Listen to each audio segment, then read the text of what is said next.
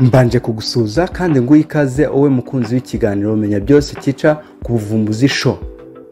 Warakoze cyane kuko wakoze subscribe tukaba turi kumwe nonaha. Nkuko mu minsi yashize hamenyekanye inkuru y'incamugongo y'ibikwa ry'uwahoze ari Papa Francis wapfuye ku myaka ye 88 wiberaga i Vatican. Kuri ubu ngubu none ngiye kubagezaho umuhango wo kumushyingura uko uri kugenda, ariko reka mbibutse uwo mupapa yapfuye ari tariki 21 z'uku kwezi 2025 hari ku munsi wa mbere.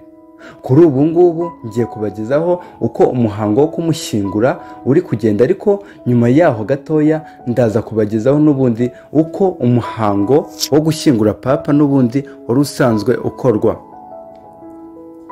Uko umuhango wo gushyingura Papa Francis uri kugenda, ibihumbi by'abantu biganjemo abakristo gatolika bateraniye ku mbuga ya Bazilika yitiriwe Mutagatifu Petero i Vatican bitabiriye umuhango wo gushyingura Papa Francis uheruka kwitaba Imana. Ni umuhango witabiriwe n'abayobozi barenga 150 baturutse hirya no hino ku isi, wabanjirijwe na misa yo kumusezeraho igomba kumara iminota 90. Kuva kuwa mbere tariki ya 21 Mata 2025 nibwo hatangajwe umushumba wa Kiliziya Gatolika ku isi Papa Francis w'imyaka 88 yitabye Imana. Hahita hatangira icyunamo cy'iminsi 9, ariko akaba agomba gushyingurwa hagati y'umunsi wa 4 n'uwa 6. Nyuma y'urupfu, abakardinali bose berekeje i Vatican kugira ngo bategure umuhango wo gushyingura papa. Mbere ya byose ariko, iyo papa apfuye hatangazwa icyunamo cy'iminsi 9, ariko agashyingurwa nyuma y'umunsi wa 4 apfuye, ariko ntibirenge umunsi wa 6. Nguko n'ubundi uko umuhango wo gushyingura papa usanzwe ukorwa muri rusange. Padiri Jean de Dieu Tumushimire yasobanuye ko papa ari umwepiskopi wa Roma akaba na perezida wa leta ya Vatican, bituma umuhango wo kumushyingura witabirwa n'abakuru b'ibihugu na za guverinoma benshi. Burya uyu muhango wanitabiriwe n'abaperezida benshi kuko ngo ni mugenzi wabo, nawe ubwe yari perezida w'igihugu Vatican. Bivuze ngo igihugu cya Vatican ntago gitakaje umuyobozi wa Gatolika gusa ari nawe papa, ahubwo kinatakaje na perezida wacyo. Ati ni nkaho atanze, ahubwo hakaba hagiye kwimikwa undi akazaba papa, nawe ntago tubizi ko ashobora kuzahita aba na perezida. Ati ni ngombwa gutuma abo bose bagira umwanya wo gukora ingendo zigana i Roma ngo bashyingure uwo mugenzi wabo uba witabye Imana, kimwe n'abepiskopi kuko ni umushumba wa Kiliziya Gatolika ku rwego rw'isi. Umuhango wo gushyingura papa uyoborwa n'umukuru wa kardinali. Kuri ubu uzayobora umuhango w'ishyingurwa rya Papa Francis ni uwitwa Giovanni Battista w'imyaka 90. Inyandiko yitwa Ordo Ecclesiarum Roman Pontificis ikubiyemo imihango ibanziriza ndetse inakorwa mu gihe cy'igitambo cya misa cyo gushyingura papa yavuguruwe na Papa Francis igasohoka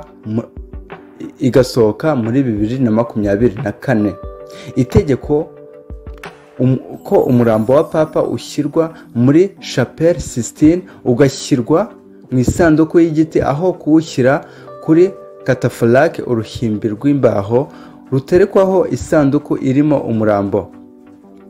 Papa witabye Imana aba yambitswe imyambaro itukura ya archiepiscopi uri mu nshingano, ingofero ye n'igitambaro cya pallium, umwambaro ukozwe mu bwoya bw'intama. Buji ya Pasika ishyirwa iruhande rw'isanduku. Umuyobozi w'imihango ya liturujia niwe wemerewe gufata icyemezo ku bijyanye n'abemerewe gusezera kuri nyakwigendera mbere y'uko umurambo ushyirwa muri bazilika ya Mutagatifu Petero. Mu rugendo rwo kujyana umurambo muri bazilika ya Mutagatifu Petero, Karidinali ushinzwe liturujia uyobora uwo muhango, hakaririmbwa ibisingizo by'abatagatifu.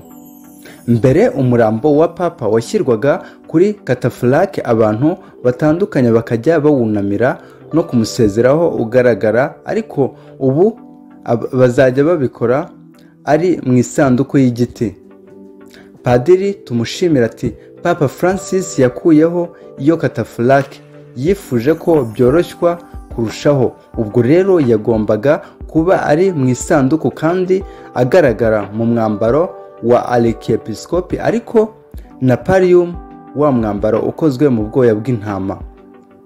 Nyuma hakabaho igitambo cya misa yo kumusezeraho gikorerwa ahashyingurwa papa. Nsoza ngo nyuma yo gushyingura papa witabye Imana, abakardinali bajya mu nama ibera mu muhezo itorwamo papa mushya uzwi nka conclave. Umuhango wo gutora ukorwa n'abakardinali 120 batarengeje imyaka 80. Bivuze ngo hagiye kubaho inama cyangwa se umuhezo ngo wiswe conclave, uhuriyemo abakardinali batarenze 120 kandi batarengeje imyaka 80, ngo hagomba gutorwamo umupapa mushya usimbura uyu nguyu, kuko uyu nguyu yamaze gutanga. Gusa njyewe icyo nibaza, ati haratorwa nde? Ngo kandi ngo kuri iyi nshuro hamaze kwigaragaza abakardinali benshi cyane biganjemo abirabura. Abenshi bari kuvuga bati umupapa ugiye kongera kujyaho cyangwa se ugiye gutorwa muri iyi minsi, nubwo bavugaga ngo uyu nguyu niwe wa mbere n'uwa nyuma, ashobora kuzaba umwirabura. Uyu yari Ken Chris. Ibi nibyo nabashije kumenya, iyi yari Menya Byose. Nk'ibisanzwe wowe utarakora subscribe, nakugira inama yo kuyikora kugira ngo tuzajye twibanira, maze like na share kugira ngo ibiganiro byiza nk'ibi bijye bibasha kugira kure hashoboka. Ndabashimiye, nimugire intangiriro z'icyumweru nziza.